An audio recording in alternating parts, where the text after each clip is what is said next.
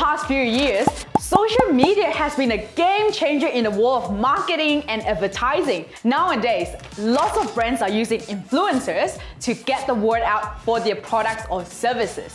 And it has become a full-time business for most of these influencers. With any business operating in Australia, that means they have to pay income tax on their earnings. Most of the time, they will earn income for their personal services, so their income is taxed according to PSI rules. These rules are quite complex to navigate, so we have answered some FAQs in this video, so make sure to check it out. Another element of the influencer marketing industry that has recently come under scrutiny is the practice of influencers receiving free products in exchange for advertising them on their social media platforms instead of being paid for their services. While this may seem like a win-win situation for both the influencer and the brand, it raises questions about the transparency and authenticity of the advertising. This is why some countries have implemented laws that require influencers to disclose when they have received a product for free in exchange for advertising it. In Australia, for example, influencers must disclose any sponsored content, including when receiving free products. But the water gets a bit murky when it comes to how influencers are taxed when they receive products as compensation instead of cash payments. Which is why recent media reports have revealed the ATO's intention to review how these gifts are taxed when influencers receive them in exchange for services such as advertising. So if an influencer gets compensated with something other than money, like getting a free teeth whitening treatment in exchange for writing a positive post about it on social media, they might still have to pay taxes on the value of the treatment they received. Essentially, the ATO considers this as a bartering or trade exchange transaction. Bartering is a type of transaction where goods or services are exchanged for other goods or services without the use of money.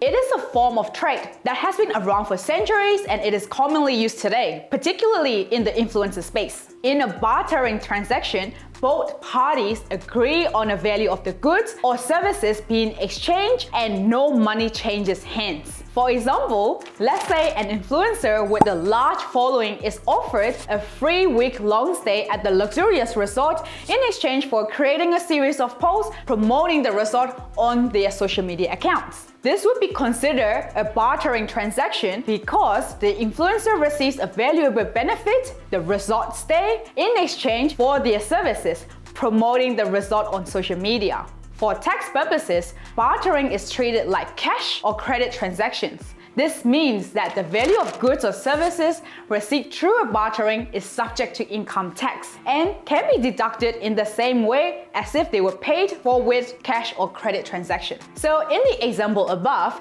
the ATO would expect the influencer to report the value of the resort stay as income in their tax returns, just as they would have if they had received cash payment for their services. The scope of these gifts and benefits can range from something as small as a free handbag to something as big as free holiday.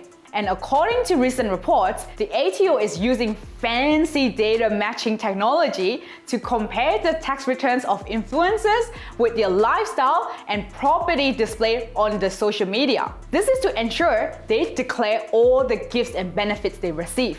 So if you're an influencer and you're unsure about whether a gift or benefit you receive is taxable, it is important to seek a financial advice. The last thing you want is get hit with fines and penalties by the ATO for not properly reporting your income. It's better to be safe than sorry, especially at a time when ATO is actively monitoring the influencer marketing industry. And as an added benefit for seeking tax advice, you may also discover that if you're required to pay income tax on your influencer income, you may be entitled to certain tax deductions.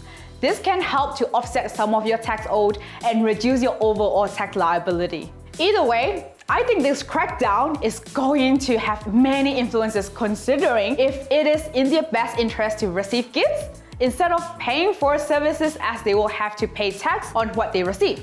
It may also force influencers to consider restructuring their relationships with brands in light of potential taxation changes.